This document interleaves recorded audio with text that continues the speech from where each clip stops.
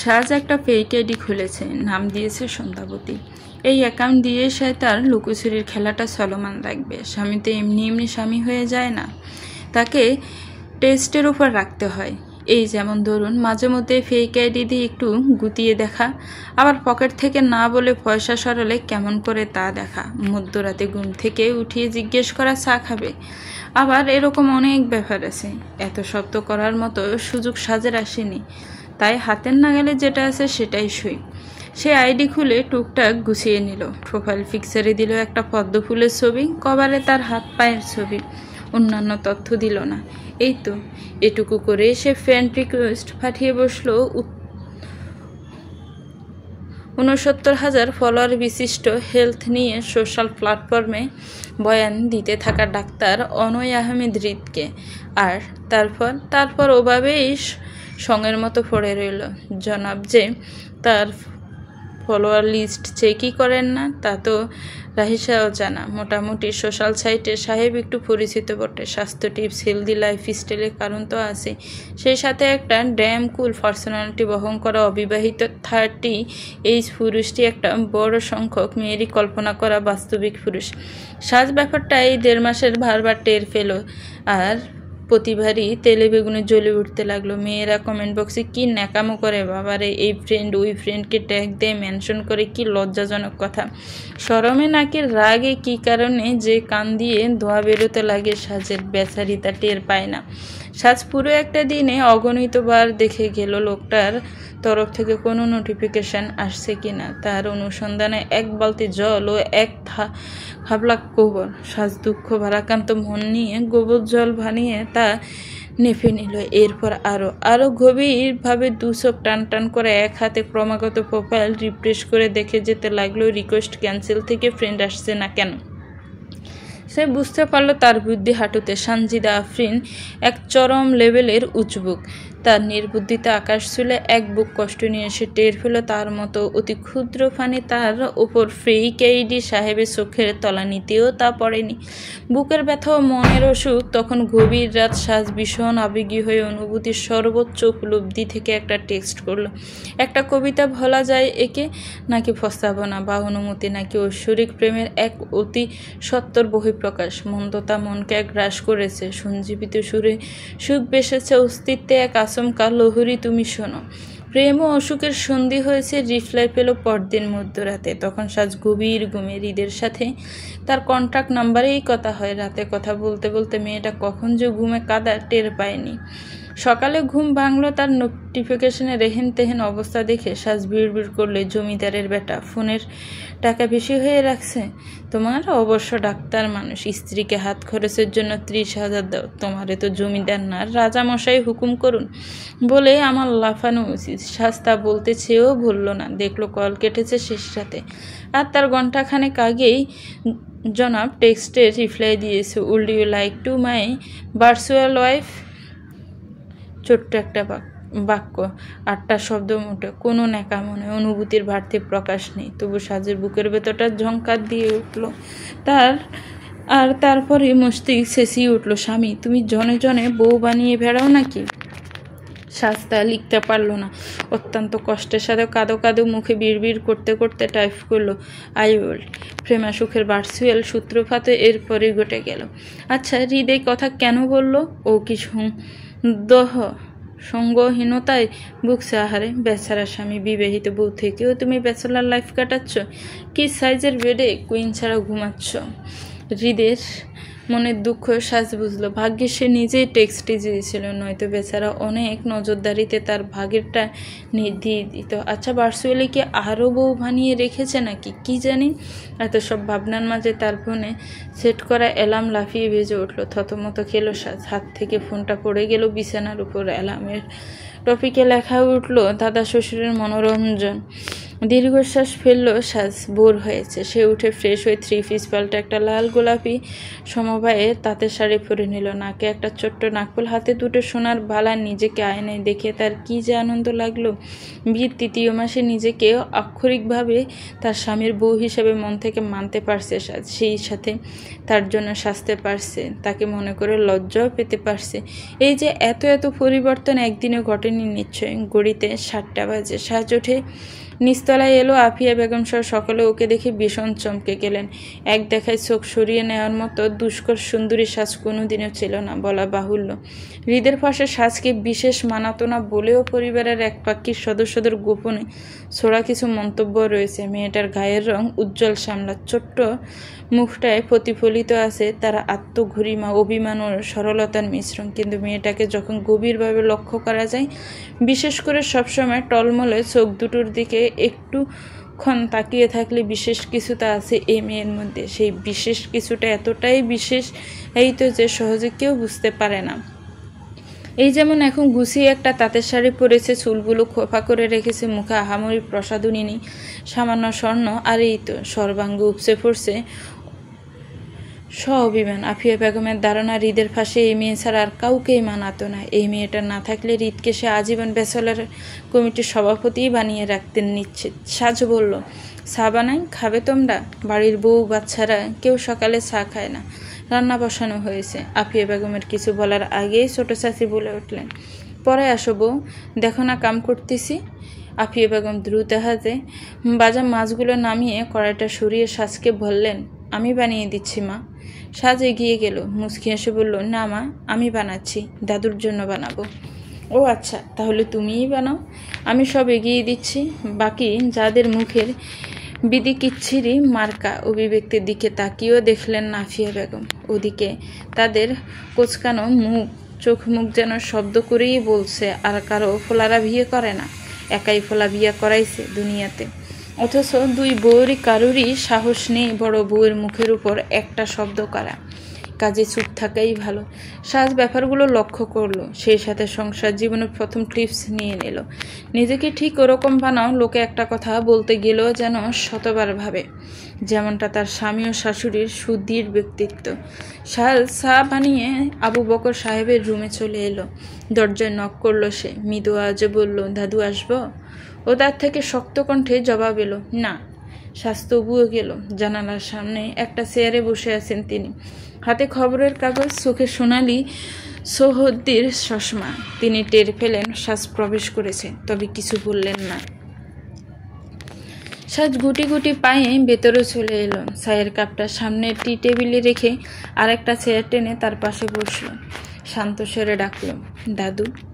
বকর সাহেব এদিকে তাকাতেও অনিচ্ছে প্রকাশ করল। আমার নাতিদের সংখ্যা সীমিত, আমি আপনার বড় নাতির বউ।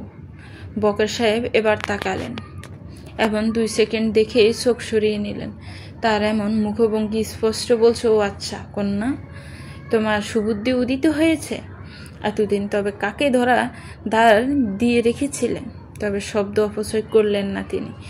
দীর্ঘশ্বাস ফেলে বলতে লাগলো, দাদু, আমরা মানুষ, জন্মের পর থেকেই ভুল করতে থাকি, ভুল থেকে শিখতে থাকি, ভুলের ঊর্ধ্বে তো নই। আমার যখন বিয়ে হলো আমার বয়স ছিল 18। আমি জানি অন্যান্য মেয়েরা 16তেই যথেষ্ট ম্যাচিউর হয়ে ওঠে। সংসার সামলানোর মতো জ্ঞান তাদের ওই বয়সেই হয়ে যায়। আবার কিছু মেয়ে আছেন যাদের 20 বছরেও ম্যাচিউরিটি আসে না। আমি দ্বিতীয় ক্যাটাগরির মেয়ে। তাই যখন এই বাড়িতে প্রথম পা ফেলেছিলাম, সাজ দীর্ঘশ্বাস ফেলল। আবু বকর সাহেবের মুখের দিকে একবার তাকালো। তার চেহারার কাঠিন্য আস্তেরিতে কোমল হয়ে উঠেছে, তবে এখনো শক্ত থাকার অভিনয় করে যাচ্ছেন। সাজ ব্যাপারটা লক্ষ্য করে বলল, আমি যখন এই বাড়িতে প্রথম পা ফেলেছিলাম তখন আমার বয়স 18 থাকলেও মানসিক দিক থেকে অপরিপক্ক ছিলাম। বাড়ির বাইরে প্রথম পা ফেলা, মা বাবা ভাই ছাড়া প্রথম কোথাও আসা, কেমন মিশ্র অনুভূতি হয়েছিল। আমি সংসার সামলানোর মতো পরিণত হইনি তখনও। কিছু সমস্যার মুখোমুখি হলাম, বুক ফেটে চিৎকার আসছিল। বাবা মা ভাইয়া কাউকেই আশেপাশে পেলাম না। মনে হচ্ছিল তারা আমাকে এক নির্জন দ্বীপে একা ফেলে চলে গেছে। আমার কেউ নেই, কোথাও নেই, আমি পালিয়ে গেলাম। সাজের শব্দগুলো ভীষণ নির্লিপ্ত। তার কণ্ঠ স্থির, খুব সাবলীলভাবে বলে যাচ্ছে। আবু বকর সাহেব চায়ের কাপটা হাতে তুলে চুমুক দিলেন। রাশভারী কণ্ঠে বললেন, ঠান্ডা হয়ে গেছে। সাজ তড়িঘড়ি করতে লাগলো, আমি আরেকটা বানিয়ে আনি। প্রয়োজন নেই, ভালো হয়েছে এটা। সাজের বুকের ভেতরে জ্বর, মুখে স্মিত হাসি। দাদু আমাকে মাফ করেছেন তো? আবু বকর সাহেবের মুখের সম্পূর্ণ কাঠিন্য গায়েব হয়ে গেছে। তিনি শান্ত কণ্ঠে বললেন, আমার সাথে তুমি কোনো অন্যায় করনি। মাফ চাওয়ার প্রসঙ্গও ওঠে না। অন্যায় যার সাথে করেছ সে কি মাফ করেছে? তুমি কি মাফ চেয়েছ? সাজ দুধারে মাথা নেড়ে নেতিবাচক উত্তর দিল। আবু বকর সাহেব বললেন, তোমরা ছোট মানুষ, তাই বোঝো না এগুলো। একটা উপদেশ দিয়ে শোনো। স্বামীর মনে কষ্ট দেওয়া লাগে না। তোমার স্বামী তোমার একমাত্র নিরাপত্তার স্থান। বাবা মা যতই আপন হোক না কেন, তাদের কাছে তুমি কেবল আমানত মাত্র। যে মুহূর্তে তুমি কবুল বলেছ, সেই মুহূর্তে তুমি পুরোপুরি তোমার স্বামীর দায়িত্বে চলে এসেছো। তার কথা শুনবে, তাকে শ্রদ্ধা করবে, ভালোবাসবে। বকর সাহেব থামলেন, চায়ের কাপে আরেকটা চুমুক দিয়ে বললেন, পুরুষ মানুষ বেশি কিছু চায় না। তারা কেবল একটা ঘর চায়, কনক্রিটের দেওয়ালগুলোর ভেতর মায়ায় বোনা ঘর। কেবল এটুকু সে পেলে তুমি দুনিয়াতেই গোটা এক স্বর্গ পেয়ে যাবে। বুঝতে পেরেছ? সাজ ওপর নিজ মাথা নাড়ল। জি, বুঝতে পেরেছি। ধন্যবাদ দাদু। তোমার স্বামীর কাছে মাপ চেয়ে নিও। আচ্ছা। সাজ আরও কিছুক্ষণ সেখানে বসে রান্নাঘরে চলে এলো। মনটা বেশ ফুরফুরে হয়ে আছে তার। এরপর কোমরে আঁচল গুঁজে পাকা গিন্নি সেজে রান্নায় সাহায্য করতে লাগলো। সারা রাত ভরে কান্না করেছে উর্মি। সকালে খেতে বসার সময় দেখা গেল মেয়েটা চোখ মুখ ফুলে আছে। কি করুণ দেখাচ্ছে। সাজের মোটেও করুণা পেল না। পাশের বাসার ভাবির মতো উর্মের মামাতো ভাবি তাকে উদ্দেশ্য করে বড়া মেহফিলে মর্জিনাকে বলে উঠল, ফুপি আম্মা, একটা কথা বলি, কিছু মনে করবেন না। যুবতী মেয়ে মানুষ বেশি দিন ঘরে রাখা লাগে না, জিনে আসর করে। আপনার মেয়ের বয়স তো 22 বছর হলো, বিয়ে শাদী দেবেন না? মর্জিনা মুখ বেংসিয়ে বলল, দেব না কেন? আমার মেয়েটা অনেক সুন্দর, পোলা মাইন্সের লাইন লেগেছে।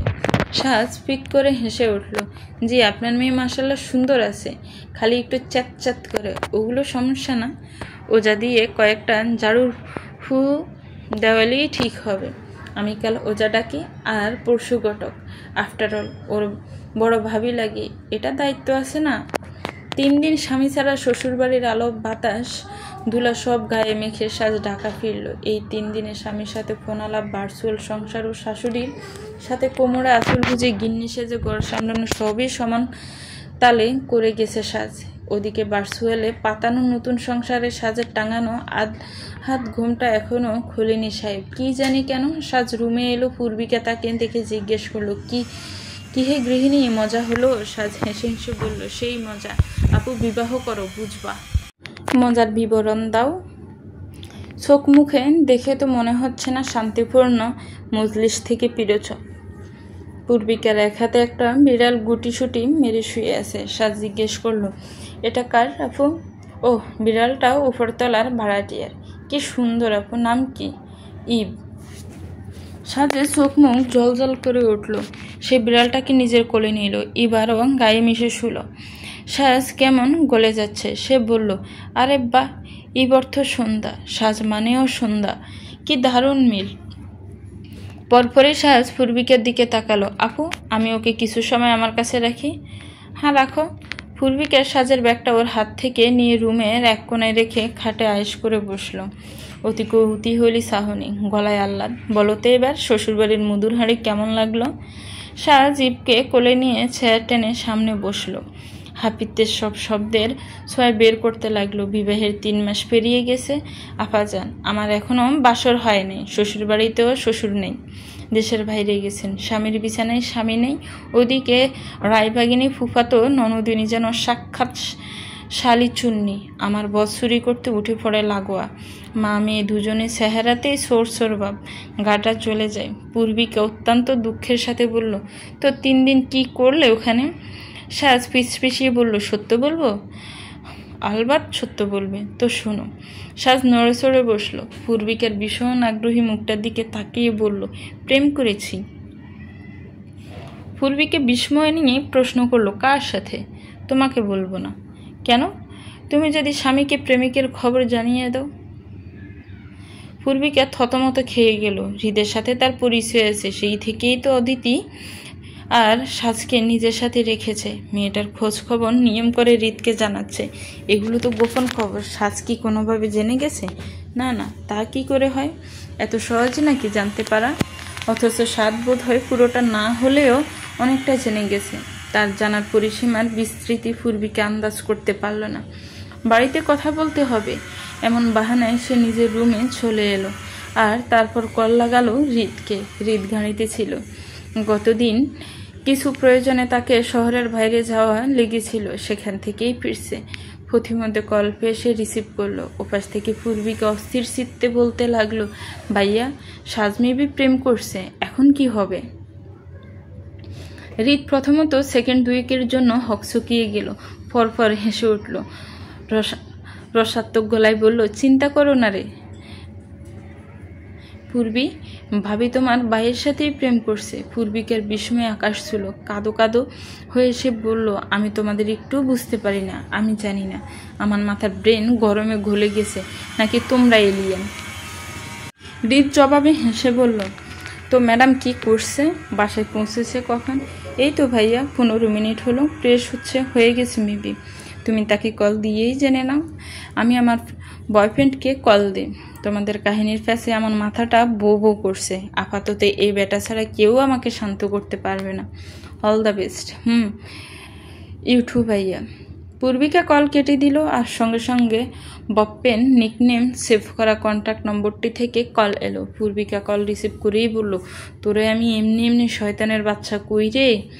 নয়তো তাকে কল দিতে যাওয়ার সাথে সাথেই লোকটার তরফ থেকে কল আসে নাকি? ওপাশ থেকে রাফির নিষ্পাপ কণ্ঠ হলো, কেন, আমি কি করছি?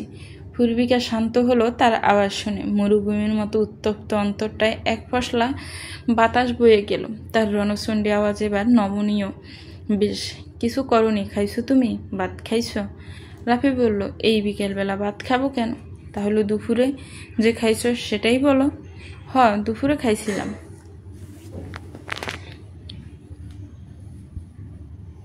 এই বেটা, শুনো না, একটা কথা বলার ছিল।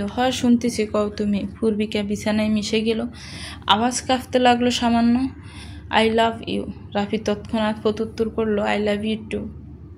পূর্বী, চলো না বিয়ে করি। আমার বয়স এবার 24 হয়ে গেল। বিয়ের বয়স পেরিয়ে যাচ্ছে। ওদিকে অলমোস্ট সব ফ্রেন্ডরাই বিয়ে করে ফেলছে। কারো কারো তো বিবিও হয়ে গেছে। কি ভাল লাগে ওদের দেখে। আমারও ইচ্ছে করে। আমার ফ্যামিলি থেকে বিয়ে নিয়েও কোনো কাহিনী নেই। তোমার এবার 24 চলে, ভালো চাকরি পেয়ে গেছো, বিয়ের জন্য পারফেক্ট টাইম এটা, প্লিজ। রাফির থেকে জবাব আসতে এবার কিছুটা সময় লাগলো। পূর্বিকার বুকের ভেতরটা কেমন চকলে উঠল। ওর গলার স্বর আরও করুণ হয়ে উঠল। রাফি এবার শুনতে পেল যেন, দেখো পূর্বী, তোমার বিয়ের বয়স হয়েছে বুঝলাম, আমারটা একটু বোঝো। কেবল 26, চাকরিটা হয়েছে 1 মাসও হয়নি। লাইফটা গুছিয়ে নিতে একটু সময় লাগবে না? এখনই কিভাবে বিয়ে করে সংসারী হয়ে যায়? বিয়ের পরও লাইফ গোছানো যায় রাফি, একসাথে গোছাবো আমরা। 4.5 বছর ধরে প্রেম করছি, বিয়েটা জরুরি। রাফি অতিষ্ঠ গলায় বলল, প্রেশার দিও না প্লিজ। লাফিয়ে উঠে বসলো পূর্বিকা। চোখ দুটো ক্ষণিকে রক্তলাল হয়ে এসেছে, মাথাটা জ্বলে যাচ্ছে। গলার আওয়াজ অত্যন্ত রুড। প্রেশার দিয়ে আমি তোমাকে? আমাকে তোমার প্রেশার লাগছে? তোমাকে চিনি না আমি? সুবিধাবাদী লোক। সময় বুঝে চলো, সময় এলে আমাকেও ছুঁড়ে ফেলতে দুবার ভাববে না। বুঝতে পারছি না আমি? দুর্বল কথা না বুঝে কাহিনী মারাচ্ছে। কল কেটে দিল রাফি। পূর্বিকা আরও বেশ কয়েকবার কল লাগালো, 1000টা টেক্সট। কল শেষে ক্লান্ত হয়ে শুয়ে পড়ল। আচ্ছা, কান্নারা কবে ফুরাবে? নাকি ছোট্ট 2 চোখের কোটরে জমা পড়ে আছে এক অসীম মহাসমুদ্র? পূর্বিকার কল কেটে সাজকে কল দিল। সাজ ব্যাগ থেকে কাপড় নামাচ্ছিল। এবার শাশুড়ি মা তাকে এক গাদা শাড়ি উপহার দিয়েছেন। সেদিন শাড়ি পরিহিত, কোমরে আঁচল গোজা গিন্নি সাজকে দেখে আফিয়া বেগম এতই আপ্লুত হয়েছেন যে পরদিনই এত শাড়িসহ নিজের শখের জমানো শাড়িগুলো সাজকে দিয়ে বলেছেন, সবসময় শাড়ি পরে থেকো। সাজ তো সব নিয়ে আসতে পারেনি, ওখান থেকেই বেছে কয়েকটা নিয়ে এসেছে, সেগুলোই গোছাচ্ছিল এখন। এমন সময় সাজের জেনারেল মোডে থাকা ফোনটা বেবি ডল গান তুলে বেজে উঠল। সাজ কাপড় গোছাতে গোছাতে কলিং টিউন শুনে নাচতে লাগলো। একবার কল কেটে গেল, এরপর আবার চতুর্থবারে সাজ কল রিসিভ করলো। ওপাশ থেকে রিজের অস্থির আওয়াজ, ইউকে? সাজ সামান্য কেসে গলায় গম্ভীর জেনে বলল, আমাকে কল ধরছিলে না কেন? সাজ মেয়েকে রাগ দেখিয়ে বলল, কি আশ্চর্য, ফোন ধরে বসে থাকবো নাকি? ব্যস্ত ছিলাম। ওকে, তো কি নিয়ে ব্যস্ত ছিলেন শুনি? সাজ আরও খানিকটা গম্ভীর হয়ে বলল, কাপড় বাজ করছিলাম। এটা কল পিক না করার মতো ব্যস্ততা না, অ্যাকচুয়ালি রিংটোনটা আমাকে এনার্জেটিক করে তুলছিল। শুনেন না, আমি এখন আবার কল কাটবো, আপনি ননস্টপ কল দিতে থাকবেন। পুরা চাঙ্গা হয়ে যায় শরীর। হৃদ অবাক হতে গিয়েও হলো না, তারই তো বউ। সাজ কল কাটল না, বারান্দার পর্দা সরিয়ে ফেলে জিজ্ঞেস করলো, তো সাহেব আছেনটা কই? বাসায় নাকি অন্যত্র? চট্টগ্রাম থেকে ফিরছি। কোথায় আছেন এখন? ড্রাইভ করছি। আচ্ছা, খেয়েছেন দুপুরে? সময় পায়নি। সাজের বুকের ভেতরটা কেমন করতে লাগলো। ইফসায়ারের উপর গুটিসুটি মেরে ঘুমোচ্ছে। সাজ ওর পাশে বসলো। লোকটা খায়নি? সকালে কি না খেয়েছে? এখন পড়ন্ত বিকেল। বেচারা বিয়ের পরও খাবারের কষ্ট ভুগছে, তার চেয়ে বেশি ভুগছে একাকিত্বে। সাজের কি যে মায়া লাগতে লাগলো। তার কণ্ঠে এক আকাশ সমান মলিনতা। কোথাও ব্রেক নিন, কিছু খেয়ে আবার ড্রাইভ করুন। ডোন্ট ওয়ারি ম্যাডাম, আমি অলমোস্ট চলে এসেছি। আচ্ছা, তুমি খাওনি কেন? সাজ চমকে গেল। বুঝলেন কি করে? আমরা কখনো নিজে রিয়েলাইজড না করা অবধি সামনের মানুষটার সিচুয়েশন বুঝি না। আমরা নিজেরা ভালো না থাকলেই কারণে অকারণে সামনের মানুষটাকে জিজ্ঞেস করি, ভালো আছো? আর তখন সে যদি বলে ভালো নেই, রিলেট করি, মন খারাপ করি। তোমার মন খারাপ হচ্ছে, খাওনি কেন? সাজার চোখ দুটো কেমন ছলছল করে উঠল। গলার স্বর স্বাভাবিক রাখার আপ্রাণ চেষ্টাই ভুলল। সম্ভবত আমরা লাইফ গেমের অভ্যস্ত হয়ে উঠতে পারিনি। আমি আপনার সাথে পরে কথা বলবো, সাবধানে ফিরবেন। রেস্ট নাও, আর আমি আছি। মিথ্যা আশ্বাস দেবেন না, শেষ অবধি কেউ থাকে না। আমি থাকবো, অনিচ্ছিত ওয়াদা করবেন না। সাজ কল কেটে দিল। আর তারপর আচমকা আকাশভঙ্গি বৃষ্টি নামল। প্রকৃতির প্রিয় কন্যার মন খারাপ, আর প্রকৃতি দুঃখ বিলাস করবে না। সাজ এক ঝলক দেখে নিল সেই বর্ষণটা, বড় বড় ফোঁটা আর বারকে সাজের দীর্ঘশ্বাসের সাথে তুলনায় আনা যায়, সম্ভবত যায়। সাজ ফট করে উঠে দাঁড়ালো। বাজ করে রাখা শাড়ির নিচের দিকে সাদার মধ্যে নীল সুতোর ছোট ছোট নকশা করা শাড়িটা পরে নিল। আটকে রাখা লম্বা চুলগুলো খুলে ফেললো, আর তারপর বড় বড় পায়ে রুম থেকে বের হয়ে গেল। সবার আগে চোখ গেল পূর্বিকার দিকে। ফুলে থাকা চোখ মুখ দেখে সাজ বলল, কি হয়েছে আপু? পূর্বিকা আলসেমি মাখানো গলায় বলল, বয়ফ্রেন্ডের সাথে প্রেম করতে করতে ঘুমিয়ে গেছিলাম। এমন ঘুমিয়েছি, স্বপ্ন দেখে প্রেম করতেছি। এই সাজ, তুমি জানো প্রেম করতে করতে ঘুমিয়ে গেলে কত মজা লাগে? সাজ ঠোঁট উল্টে বলল, জানি না, আমার উজবুক স্বামী জানায় না আমাকে। আহারে, পরে জানাবে। শাড়ি পরে কই যাও? ছাদে। বৃষ্টি তো, ভিজবো। সাজ ফ্ল্যাট থেকে বেরিয়ে গেল, আর সিঁড়িতে দেখা হয়ে গেল প্রায় ভিজে থাকা অদিতির সাথে। এক কোনায় দাঁড়িয়ে মেয়েটা ফোনে অর্ণবের সাথে কথা বলছিল। সাজেরই খোঁজ দিচ্ছিল, মাঝে মধ্যে নিজেও এটা সেটা বলছিল। লজ্জায় ভালো লাগায় মুখখানি তার উজ্জ্বল। হঠাৎ তার চোখ গেল সাজের দিকে। দ্রুত গতিতে ফোন নামিয়ে ফেলল। সাজ সরু চোখে তাকিয়ে বলল, প্রেম করছিস? ভয়, লজ্জা, জয়তা সব মিলিয়ে অদিতের নাজেহাল অবস্থা। সে দাঁতে জিভ কাটলো। কৈফিয়ত দেওয়ার তাগিদে বলে উঠল, আরে না, ময়লাওয়ালা ছেলেটা কল দিয়েছে, বলল 2 দিন ধরে ময়লা দিচ্ছি না। আমিও জানালাম, বাড়িতে 2 জন পরিষ্কার রমণী আছে, 3য় জন শ্বশুর বাড়িতে নাই, আবর্জনা নাই, আজ আসছে। আপনি আগামীকাল ময়লা নিতে আসবেন, এগুলোই আর কি। সার সন্দেহ করলো না মোটেও। নির্বিকার ভঙ্গিমায় বলল, ময়লাওয়ালাকে ডেট করছিস? ইন্টারেস্টিং, দেখা করাস, বিল আমার, ভালোবাসা তোদের। অগত্যা অদিতিকে মানতেই হলো। আচ্ছা ঠিক আছে। সাজা ছাদের দিকে চলে যেতেই অদিতি ফোন কানে তুলল। তড়িঘড়ি করে বলে উঠল, অর্ণব ভাইয়া, কিছু মনে করো না, জানোই তো তোমার বোন কেমন। গম্ভীরমুখী অর্ণব বোনের ছেলে মানুষিতে না হেসে পারল না। ইটস ওকে, কিছু মনে করিনি। তুমি ফ্রেশ হও, খাও কিছু। আচ্ছা। অদিতির বুকের ভেতর শুরু হওয়ায় এই আচমকা তাণ্ডবকে সে কিভাবে নেবে? ছাদে গিয়ে দুহাত ছড়িয়ে দাঁড়ালো। ক্ষণিকের ঝুম বৃষ্টিতে সমগ্র গা প্রশান্ত হয়ে উঠল তার। সাদা শাড়িটা গায়ের সাথে লিপটে গেল, চুলগুলো ফিটে গাড়ে কানে কালো এলোমেলোভাবে ছড়িয়ে। সুখ জিনিসটা পৃথিবী থেকে বিলুপ্ত প্রায়। অসুখে আক্রান্ত প্রায় সবাই। পূর্বিকার মতো বাহিকতায় সবসময় উৎফুল্ল মেয়েটিও বন্দরত রুমো ঘন্টা সময় নিয়ে কেঁদে বের হয়। অদিতির মতো একতরফা অসুখে আক্রান্ত মানুষের সংখ্যা নেহাত কম নেই। কিছু বলতে পারে না এরা, সইতেও হয় একাকী। ওদিকে অসুখ নিবারণকারী লোকটা একাংশ জানেই না। আর তার তো প্রেমিতেই অসুখ। ভিজতে ভিজতে বিকেল গড়িয়ে গেল। সন্ধ্যায় পূর্বিকাশ পর্ণবর্তী সময় আকাশে এখনো আলোকছটা দৃশ্যমান। বন্দরত চোখ তার, ঠোঁটের কোণঠাসা মিষ্টি হাসি দুহাত ছড়িয়ে সে ঘুরতে লাগলো। আর তারপর আচমকা থেমে গেল। চোখ ঘুরিয়ে তাকালো সোজা সিঁড়িঘরের দরজা বরাবর। ওখানে এক আফসাপুরী স্বভাব দণ্ডায়মান, বৃষ্টি বিলাসী সাজের দৃষ্টি, স্বাভাবিক ঠোঁটের কোনো অদৃশ্য হাসি। সে বিড়বিড় করে বলল, ডাক্তার সাহেব, মহাকাশে বৃষ্টি নেমেছে, দেখতে পাচ্ছ কি? অর্ণব ভাইয়া, কিছু মনে করো না।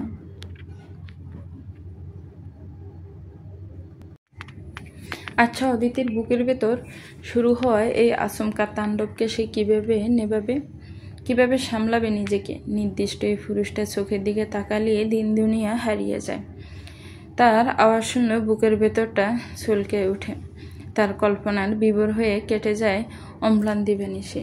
এমনটা তো অদিতির আগে হয়নি। তার সাথে যে চূড়ান্ত অনুভূতির খেলা চলছে তা অদিতি বুঝতে পারছে, অথচ সমস্যা এক জায়গায়। প্রতিপক্ষ সাংঘাতিক রকমের পাষণ্ড।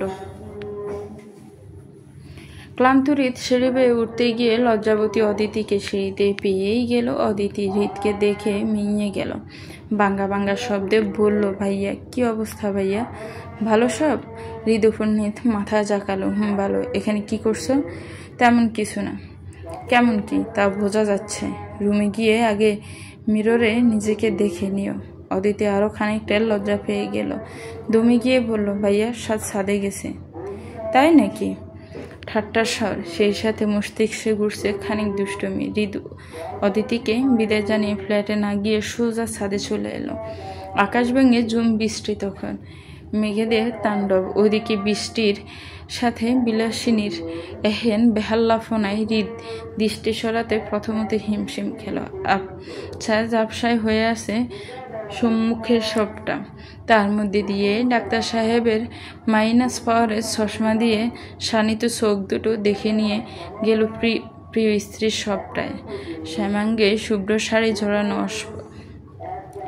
অপ্সরা বৃষ্টি বিলাস করছে। চোখ মুখে উপসে পড়ছে হাসি, দুহাত ছড়িয়ে রাখা। সে ঘুরতে লাগলো। ঘুরতে ঘুরতে আচমকা এদিক ওদিক দাঁড়ালো। চোখ দুটো খুলে তাকালো সোজা সামনে, সরাসরি হৃদের দিকে। চমকায়নি সে, বিস্মিত হয়নি, যেন সব স্বাভাবিক বিষয়টা হৃদকে ভাবালো। আর তার মধ্যে মেয়েটা বিড়বিড় করে কিছু বললে শুনতে পায়নি সে, শুনতে তাগিদ দেখায়নি।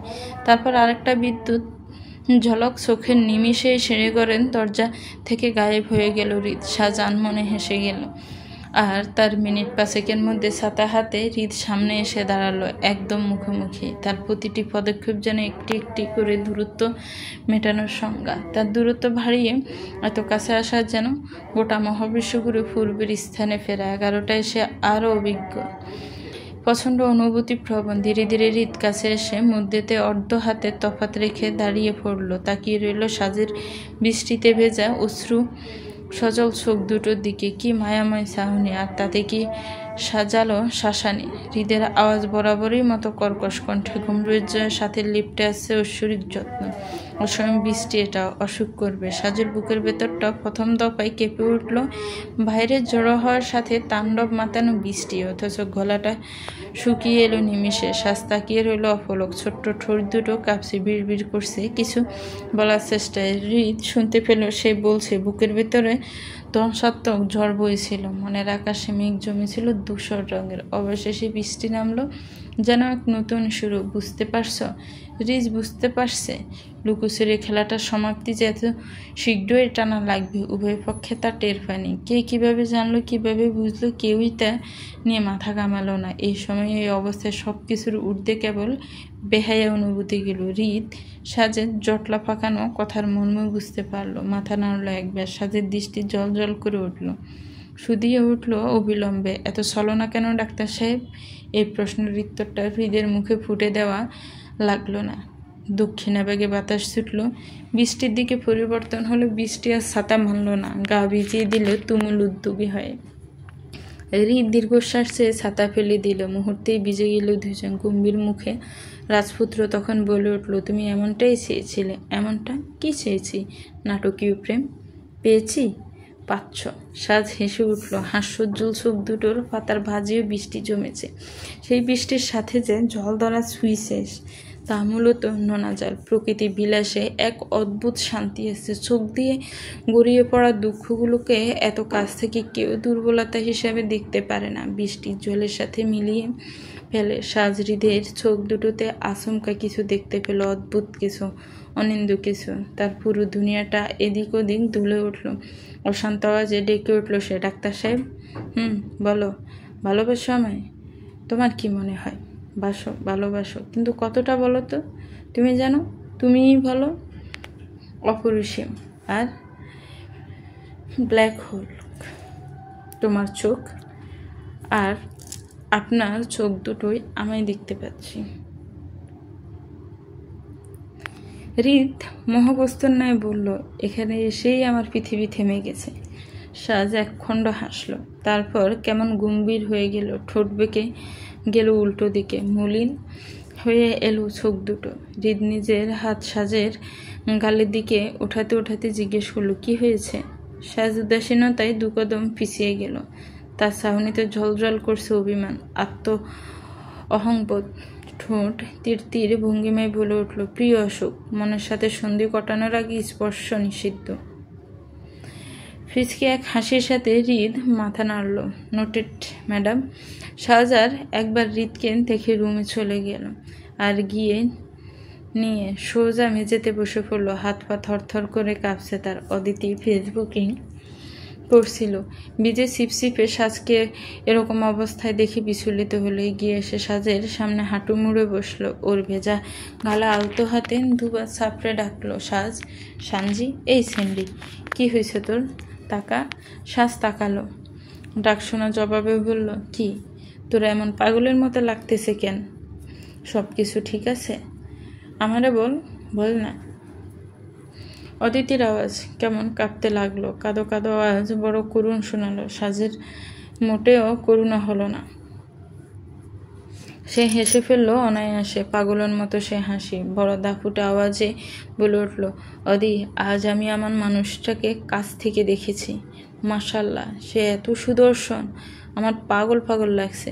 সাজ ভেজা কাপড়ে অদিতিকে জড়িয়ে ধরল।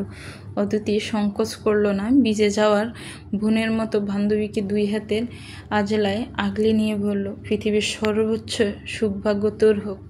সাজ হাসতে লাগলো শব্দ করে, ওই মানুষটা আমৃত্যু আমার ভাগ্যে থাকুক। শকুন্তলা বাড়িটা মূলত বেশ শৌখিন ও নান্দনিক। পারিপার্শ্বিক সব দিক দিয়েই এর নান্দনিকতা এলাকায় সুবিদিত, অথচ ভেতরটায় প্রতিচ্ছবি ভিন্নই বটে। আবু বকর সাহেবের রিটায়ার্ড হবার পর থেকে তিনি হারিয়েছেন নিজের কাঠিন্য, আর বাড়ি হারিয়েছে কঠোর শাসন।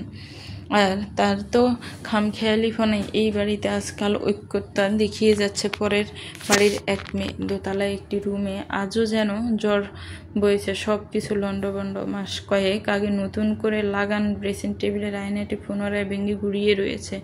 ভাঙা কাজ দিয়ে মেয়েটি পাগলের মতো নিজের হাতে দাগ কেটে যাচ্ছে, কাঁদছে, অথচ বোঝা যাচ্ছে না। শব্দ হচ্ছে কেবল ঘুংড়ানোর। পাগল হয়ে যেতে আর বাকি রাখিনি একটু। সে রক্তমাখা হাত দিয়ে চোখের পানি মুছল, হাতের রক্ত গালে মুছল। এরপর ডায়েরি তুলে লিখতে লাগলো, আমার সবটুকু সুখ। থামলো উর্মি, পৃষ্ঠাগুলো উল্টালো, আর তারপর প্রথম পৃষ্ঠা থেকে পড়ে যেতে লাগলো। প্রিয়তম সুখের অসুখ।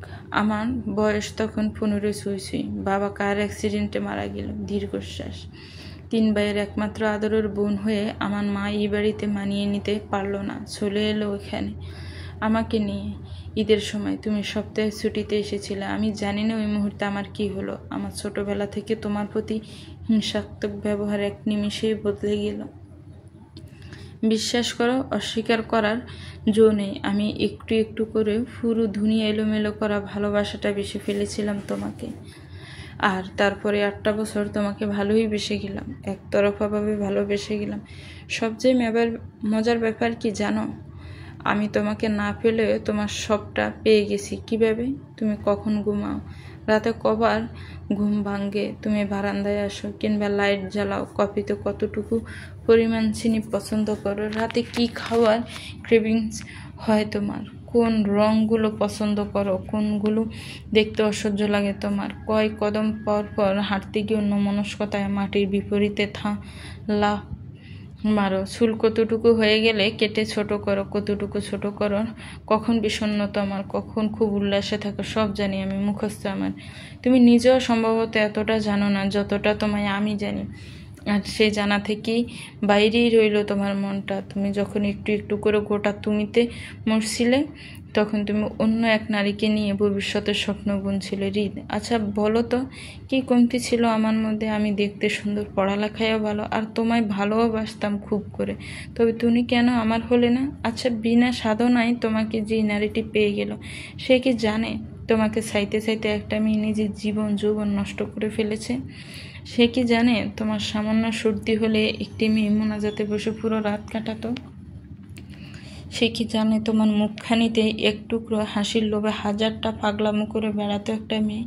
সে কিছু জানে না, জানবে না। সে শুধু এটুকুই জানবে, একটা মেয়ে তার সংসার নষ্ট করতে চেয়েছিল। সে শুধু এটুকুই জানবে, একটা মেয়ে তার স্বামীকে তার থেকে কেড়ে নিতে চেয়েছিল। কিন্তু হৃদ, তোমার থেকে বিচ্ছিন্ন হৃদ। তুমি তো জানো না, তুমি জানো না তোমার উর্মিমালা অমন নয়। জানো নিশ্চয়, সে অনায়াসে তোমাকে অন্যের হাতে দিতে পেরেছে, কিন্তু একটু একটু করে ওই নারীটা তোমাকে পুরোপুরি নিজের করে নিচ্ছে। তা দেখতে পারছে না। বুকে কি ভীষণ ব্যথা, ও অবধি লেখা ছিল। উর্মি পুনরায় কাগজ কলম ফেলে নিজের রক্তাক্ত হাত চেপে ধরলে। সেই রক্ত দিয়ে পুরো কাগজ রক্তিম করে তুলল। অদ্ভুত লাল চোখ দুটো কি ভীষণ জ্বালা, বাস্তবে আছে ভেঙ্গে চূর্ণ বিচূর্ণ হয়ে ওঠা স্বপ্নের কাজ। উর্মির হাত কাঁপছে ভীষণ, অমনভাবেই কাঁপছে তার চোখ দুটো, ঠোঁটের বাজ, সমগ্র গা। সেই কাঁপা কাঁপা হাতে শেষটুকু লিখল, হৃদ, আমি ভেবে অবাক হয়ে জানো, তোমাকে নিয়ে আমার দেখা সব স্বপ্নই পূরণ হবে, অথচ প্রকৃতি সহজ কিছু মানতেই পারে না। আমার দেখা সব স্বপ্ন ঠিকই পূরণ হবে, কিন্তু আমার জায়গায় থাকবে ওই মেয়েটা, কি যেন নাম, সাজ সন্ধ্যা। আচ্ছা হৃদ, উর্মি এর চেয়ে সাজ হৃদ বেশি ভালো শোনাচ্ছে, তাই না? ইতি, আমাকে দেওয়া তোমার কোনো ডাকনাম কখনোই ছিল না। আচ্ছা, তোমার বউ কি তোমাকে অতটা মুগ্ধ হয়ে দেখে যতটা মুগ্ধতায় তোমাকে নিয়ে আমি স্বপ্ন সাজাতাম? তুমি তাকে জড়িয়ে ধরে নিশ্চয়ই, চুমুও খাও, বুকে নিয়ে ঘুমাও। ক্যাম্পাসের এক কোনায় গোল হয়ে বসে আছে সাজ, অদিতি, আয়াত, রাইন ও প্রহর। সকলের চেহারায় প্রশ্ন, সাজের চোখ মুখে প্রশান্তি। ব্যাপারটা রহস্যজনক, রহস্যের ব্যাখ্যা অদিতির কাছেই আছে, তবে তা বলার অনুমতি পায়নি এখনো, কাজেই চুপ থাকাই শ্রেয়। আয়াত চাপ দিল, কি রে ভাই, তোর হয়েছেটা কি? আমাদের বন্ধুত্ব রোল নাম্বার 101, একা একা বিনোদন নেওয়া লাগে না। তুই মুরগা ফটাবি, আমাদের সাথে ভাগ করে খাবি, শেয়ারিং ইজ কেয়ারিং। অপু 10-20 করে বলে ফেলতো। সাত চোখ মুখ কুচকে বলল, হারামি কোথাকার, আমি বিয়েরটা জামাই শেয়ার করবো নাকি? আয়াত ভাবে বলল, করতেই পারিস, মাইন্ড করবো না। জুতা চিনস? কেন চিনবো না, আমার পায়ের নিচেও আছে, বাটা থেকে 2500 টাকা দিয়ে কিনছিলাম, তোর লাগবো? সাজ মুখ ব্যাংছিল, হেসে কুল পাচ্ছে না অদিতি। রাইন বলল, অল স্টেট বেইফ। প্রহরের চোখেও একই প্রশ্ন বললে ভুল হবে। সে অনেকটা নিশ্চিন্ত যে এমনটাই হয়েছে, তার ধারণা আজ অবধি কখনো ভুল প্রমাণিত হয়নি। সে যা ভাবে তাই হয়, সে যা চায় তা কখনো হয় না। কথাটার ফেস মারাত্মক।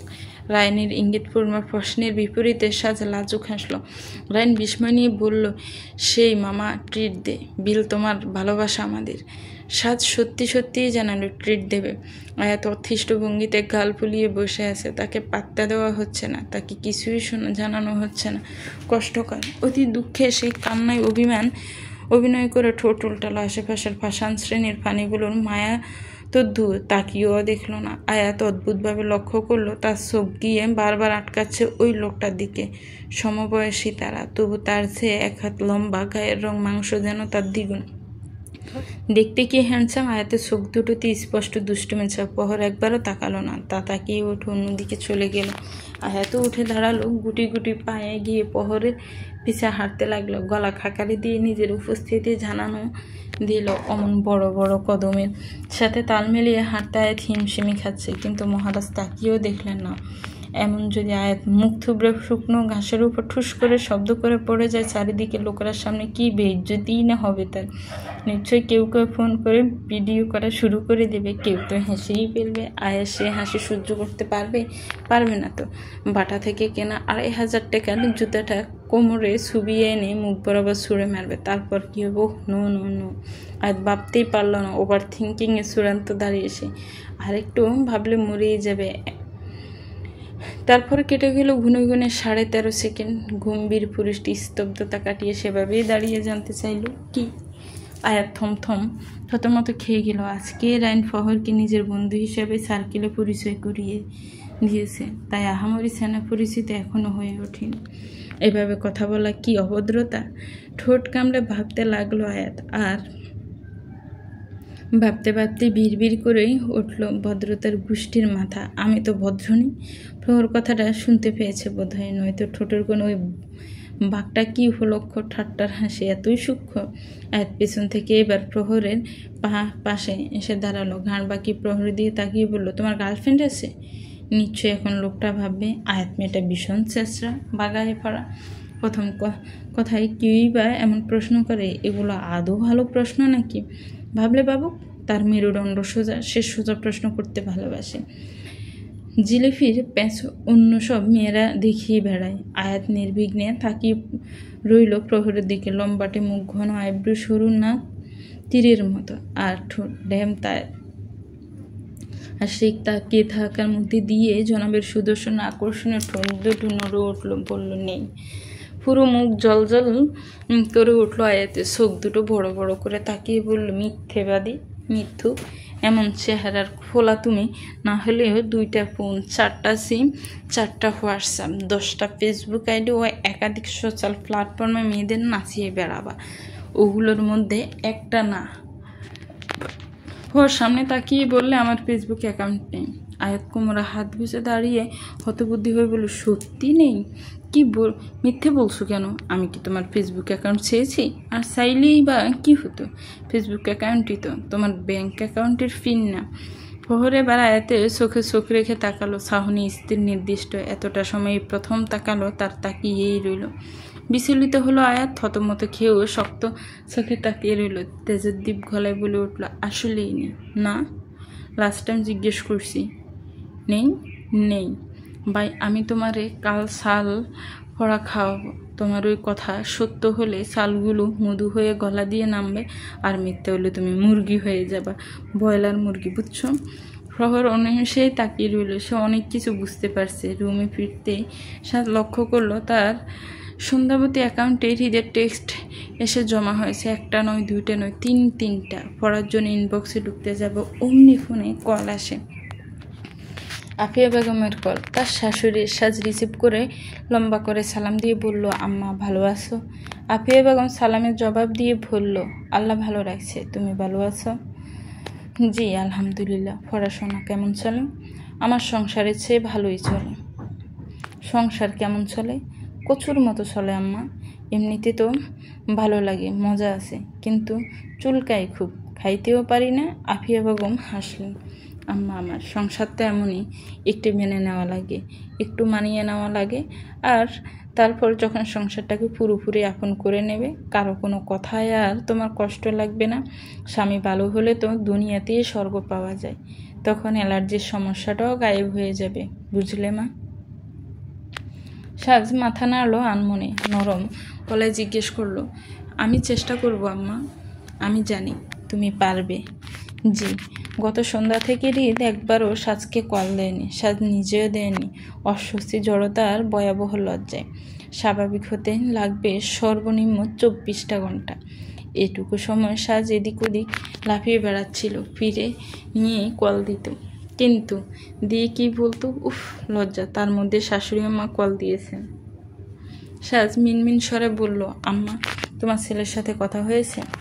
সকালে হয়েছিল, বুয়া গ্রামের বাড়ি গেছে 3 দিন ধরে, তো কল দিয়ে বলল ওর নাকি ভাজা পোড়া খেতে ইচ্ছে করছে, কিছু রেসিপি যেন দেই। সাজ থেমে শুধালো, বাসায় আছে? হ্যাঁ, আজ হসপিটালে যায়নি, ছুটিতে আছে।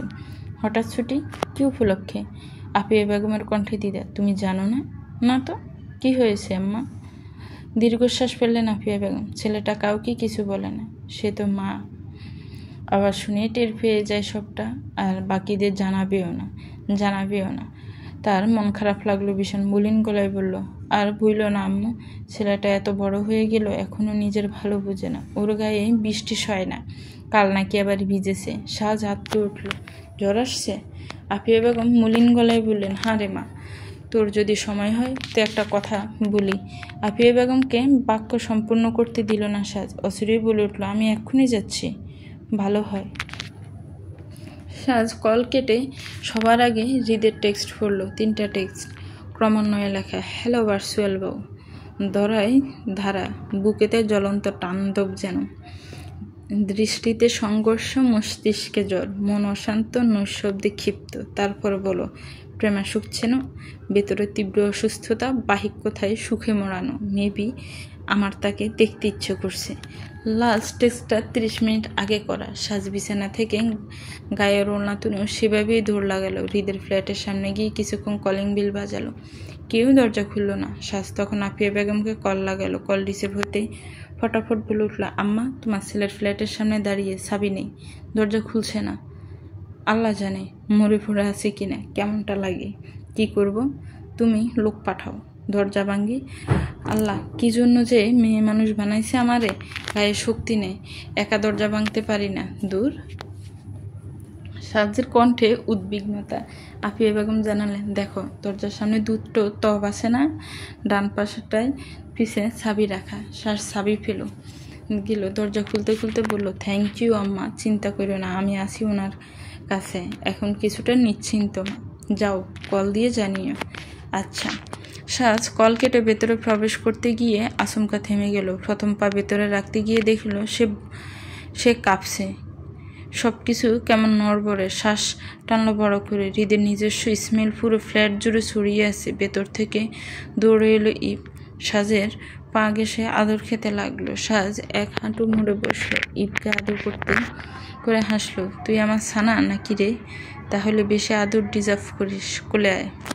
সাজ হাত বাড়িয়ে ওকে উঠিয়ে নিল। মাঝারি আকারের একটা ফ্ল্যাট, 2টা বেডরুম, একটা ড্রয়িং রুম, একটা ডাইনিং, একদম তাদের ফ্ল্যাটের মতোই, তবে এটাতেই ইন্টেরিয়র করা আছে। সাজ প্রথম রুমের দরজা খুলে দেখলো সেখানে অফিসিয়াল সেটআপের মতো কিছু করে রাখা। মেবি এখানেই হৃদ ভিডিও বানায়।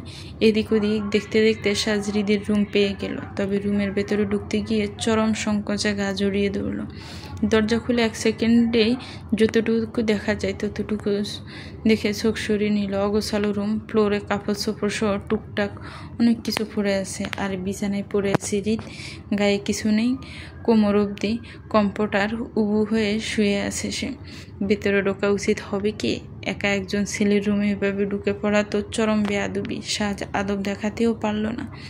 তার 10টা না 5টা না, একটা মাত্র বর কিনা। লজ্জা সংকট সব জানালা দিয়ে ছুঁড়ে ফেলে সে ইপকে নামিয়ে রুমে ঢুকে পড়ল। হৃদ ঘুমে আছে কিনা অবচেতন, ঠিক টের পেল না সাজ। তাকাবে কিনা করে 3 কবুল রেজিস্ট্রি করা কাবিনের দোহাই দিয়ে কাঁপা হাতটা নিয়ে প্রথমে হৃদের কপালে রাখলো, তারপর গলায়। গামছা, শরীর জ্বরও আছে। নড়ে চড়ে উঠল হৃদ। আচ্ছা, মরে টরে যায়নি তার মানে। সাজ বড় করে শ্বাস ফেললো। এরপর কোমরে ওড়না ছুট লাগালো রান্নাঘরে। মিনিট 15-এর মধ্যে স্যুপ বানিয়ে নিয়ে এগিয়ে এলো হৃদকে পাশে বসে তাকে ডাকলো, এই উঠুন না। হৃদের ডাক শোনা জবাব এলো, উঠবেন একটু? আচ্ছা। সাজ নিজে টেনে টুনে তাকে আতশোয়া হয়ে বসালো। আর এতে সাজের আত্মা চিল্লিয়ে বলতে লাগলো, আমা খাইতে বলতো না, খাইতি না কে? গতবার অবস্থা কি বানাইছিস? জামাইয়ের ভার নিতে পারো না তুমি? কুসুরবু, তোর তো বিবাহ বসারই অধিকার নেই। মনের দুঃখের সাথে আপোষ করে সাত দীর্ঘশ্বাস ফেলল। এরপর হৃদকে সবটুকু খাইয়ে একটা ওষুধ গিলিয়ে দিল। তারপর আবার শুইয়ে দিয়ে পুরো বাড়ি সংস্করণের দায় তার 47 কেজি শরীর কাঁধে তুলে নিল। ঘণ্টাখানেক পরের ঘটনা। হৃদের জ্বর ছাড়ছে প্রায়, ঘেমে নিয়ে একাকার। গায়ের কম্পিউটার কখন যে ফ্লোরে ছড়ে ফেলেছে সে জানিয়ে না। কিছুক্ষণ ওভাবেই তাকিয়ে রইল হৃদ। সামনে দিয়ে কিছু তো সরছে, চঞ্চল কিছু, বিরতিহীন কিছু। বুয়া চলে আসছে নাকি? বুয়ার তো সে থাকাকালীন এই রুমে ঢোকা নিষেধ। একে? হৃদ উঠে বসলো আর তারপর কিছুক্ষণ যেন সিনেমা দেখে গেল। অস্পষ্ট চোখ দুটো স্পষ্ট হওয়ার আগ মুহূর্তে তার ব্যাচেলর রুমে মেয়ে লিসায়া ঘুরতে দেখে প্রথমত হকচকিয়ে গেল, থমকানো গলায় শুধালো, তুমি? সাজ মোটেও বিচলিত হলো না। ফ্লোরে রাখা কাপড়গুলো ভাঁজ করে কাবার্ডে রাখতে রাখতে বলল, হ্যাঁ উঠেছ? সাজ হাতের কাজ সব এক পাশে ফেলে রেখে এগিয়ে এলো হৃদের কাছে এসে বলল, দেখি জ্বর কমেছে কিনা। হৃদের জবাবের আশায় সে যে থেকেছে তার চরম মৃত্যু। নিজ উদ্যোগে নৈকট্য বাড়িয়ে দিল। কপাল ও গলায় শেষে বুকে ক্রমান্বয়ে হাতের উল্টো ফির ছুঁয়ে জ্বরের পরিমাণ একটু করে শান্ত হলো। কমেছে থার্মোমিটারে, তাও একটু চেক করি। হৃদ শ্বাস আটকে বসে রইল। মস্তিষ্কে জ্বর বইছে তার, বুকের ভেতরটা অশান্ত, নিঃশ্বাসে প্রিয় নারীর সুগন্ধি। মরণ সুখ যেন অসুস্থতার গোর বড়ই সাংঘাতিক। মন যা চায় তা সামনে এনে দেয়, তা দেখতে দেয়, তো অনুভব করতে দেয়। বড় আশ্চর্যজনক কথা, এই তীব্র ঘ্রাণের সাথে অসহনীয় স্পর্শ পাচ্ছে। সাজ ওষুধের বক্সে থার্মোমিটার পেয়ে গেছিল, তা মুছে সরাসরি হৃদের মুখের সামনে তুলে ধরল। হা করো। হৃদের মুখটা কিঞ্চিত হা হয়েই আছে বটে, কিছু করার প্রয়োজন পড়ল না। সাজ থার্মোমিটারটা মুখে ঢুকিয়ে দিয়ে বলল, ধরে রাখো। এরপর আবার কাপড় ভাঁজ করায় মনোযোগী হয়ে উঠল। সেদিকে পূর্ণ মনোযোগ রেখে বলল, কাল তোমাকে বলতে তোমার বৃষ্টিতে ভিজলেই জ্বর আসে। আমি ক্যাফেতে বসে জ্যোৎস্নায় ভিজে আলোচনা করার প্ল্যান বানাতাম। তুমি আমাকে কিছুই বলো না। আচ্ছা, আমাকে বলবে না তো কাকে বলবে? বলিস কি অবস্থা করেছো নিজের? গতকালই দেখলাম হ্যান্ডসাম 30-তে এক রাতের ব্যবধানে আজ সত্যি 50-এর বুড়ো কাকু হয়ে গেছো। এই জানো, তোমার নাম আমার কন্টাক্টে সুগার ড্যাডি দিয়ে সেভ করে রেখেছিলাম। কয়েকদিন আগে চেঞ্জ করে জামাই নাম্বার 1 দিয়েছি। ভালো লাগছে না এখন? আবার চেঞ্জ করবে ভাবছি। কি দিব বলো? সাত জবাবের আসে হৃদের দিকে তাকালো, দেখতে পেল থার্মোমিটার মুখে নিয়ে হৃদ কিন কর্তব্য বিমূঢ় হয়ে বসে আছে। সাজ মুচকি হাসলো। এগিয়ে গিয়ে থার্মোমিটার মুখ থেকে খুলে চেক করলো। জ্বর 99-এর ঘরে আছে, কমেছে, আরও কমে যাবে। স্বস্তি পেয়ে সাজ বলল, কি যেন বলছিলাম? ওহ, নাম নিয়ে। গত রাতে ভেবেছিলাম নাম্বার 1 শাকিব খান দেব। আমি আবার শাকিব খানের ফ্যান, কিন্তু তোমাকে ভালো দেখাচ্ছে না। আসো গোসল করিয়ে দিই। হৃদ কী বলবে ভেবে পাচ্ছে না, শব্দ হারাচ্ছে, শুধু তাকিয়ে আছে হাবাতের মতো। তার সাথে কি হচ্ছে এসব? যা হচ্ছে তা আদৌ সত্য নাকি কিছুই সে টের পাচ্ছে না। কি একটা অবস্থা, কি আজব অবস্থা। সত্য হওয়ার সম্ভাবনা শূন্যের কোঠায়। একতলায় যা হয়নি ছাওয়া মাত্রই তা পেয়ে যাওয়া মানে যেন মরুভূমিতে মরিচিকা। হৃদ ভ্রমর থেকে দীর্ঘশ্বাস ফেলল। সকাল থেকে অবধি বহুবার সাজকে তার ঘরে এমন কাজ করতে কল্পনা করা তার হয়ে গেছে, কিন্তু এবার খুব বিশ্লেষণের সাথেই করছে, খুব সূক্ষ্মভাবে, অনেক বাস্তবিক। অতঃপর যা হচ্ছে তা নেহাত মন্দ নয়, বরঞ্চ হতে থাকুক। হৃদ গালে হাত রেখে তা দেখে যাচ্ছে। তার কল্পনায় সাজানোর সংসারে এত গোছানো। সাজ কথা বলে যাচ্ছে, ডাক্তার সাহেব শোনো, রাতে কি খাবা? ভাত খাবা না খিচুড়ি আর মাংসের কোনো আইটেম করে? আচ্ছা করো। তোমার নাকি ভাজা পোড়া খেতে ইচ্ছে করছে, বেগুন ভাজা আর মাছ ভাজা করি। অ্যালার্জি আছে? না, নেই। ঠিক আছে, আজকে তুমি অমৃত খাবে, বুঝলে? নিশ্চয়ই তোমার পূর্বপুরুষ অনেক পুণ্য করে গেছেন, এজন্য আমার হাতের রান্না খাওয়ার ভাগ্য তোমার হচ্ছে। আমি কিন্তু অনেক ভালো রান্না করি। এখন থেকে না পারলে সেটা লোকের ব্যর্থতা, তবে তোমাকে খেতেই হবে, কারণ আমি বানিয়েছি। কারণ আমার মনে হয় আজকের খাবার সারা জীবন তোমার জিভে লেগে থাকবে, ভুলতেই পারবা না। সাজ কথা বলতে বলতে কাবার্ডের নিচে ফেলে রাখা বাক্সটা টান দিল। সেখানেও কিছু কাপড় বের হয়েছে এলো। সেগুলো বাজ করতে করতে দেখা মিলল আজব কিছু জিনিসের। এগুলো মেয়েলি জিনিস। হৃদ স্তব্ধ বনে গেল, ভিড় করে বলল, ও শিট, অবিশ্বাস্য চোখে কিছুক্ষণ নেড়ে ছেড়ে জিনিসটাকে দেখে সাজ কাঁদো কাঁদো গলায় বলে উঠল, বাড়িতে মেয়ে আনো? সাজের হাতে ঝুলছে লাল রঙের ইনার। হৃদ থতমত খেয়ে পালাক্রমে সাজের মুখের দিকেও হাতির দিকে তাকালো। কল্পনায় এত সুন্দর সুন্দর জিনিস ঘটে, এত বাস্তবিক কল্পনায় না হয় মেয়েটা তাকে একটু চুমুই খেতে পারতো, অথচ তা না হয় কি হচ্ছে এমন লজ্জাজনক কল্পনা কে করে ভাই? হৃদের কলিজা ছিঁড়ে যাচ্ছে। পরিস্থিতি সামাল দিতে ভীষণ অসহায় গলায় বলতে লাগলো, ট্রাস্ট অন মি, তুমি ছাড়া কেউ নেই আমার লাইফে। সাজের গলার স্বর আরও করুণ হয়ে উঠলো, তাহলে তুমি পরো ওইগুলো? জরাক্রান্ত অবস্থায় হৃদ লাফিয়ে উঠল। সাজের হাত থেকে ওগুলো নিয়ে লুকাতে গিয়ে দুবার উষ্টও খেলো। শেষমেশ তার ট্রাউজারের পকেটে লুকিয়ে ফেলে এদিক ওদিক তাকিয়ে এবার নিজেকে লুকানোর জায়গা খুঁজতে লাগলো। থমথমে মুখে বলল, আমার লাস্ট বার্থডেতে এক হারামি বন্ধু গিফট করেছিল। এভাবে তাকিয়ে আছো কেন আমার দিকে? প্লিজ চোখ সরাও, আমি লজ্জা পাচ্ছি। তো ভিউয়ার্স, গল্পটার এই ফরক কেমন লেগেছে একটু কমেন্টস করে জানাবেন। গল্পটা ভালো লাগলে একটু লাইক করবেন, গল্পটাকে শেয়ার করবেন, আর আমার চ্যানেলটাকে প্লিজ সাবস্ক্রাইব করবেন। গল্পটার পরবর্তী পার্ট চাচ্ছেন কিনা সেটাও কমেন্টস করে জানাবেন। কোন জায়গা থেকে আমার ভিডিওটি দেখেছেন তাও কমেন্ট করবেন। ভালো থাকবেন, সুস্থ থাকবেন। আল্লাহ হাফেজ, আসসালামু আলাইকুম।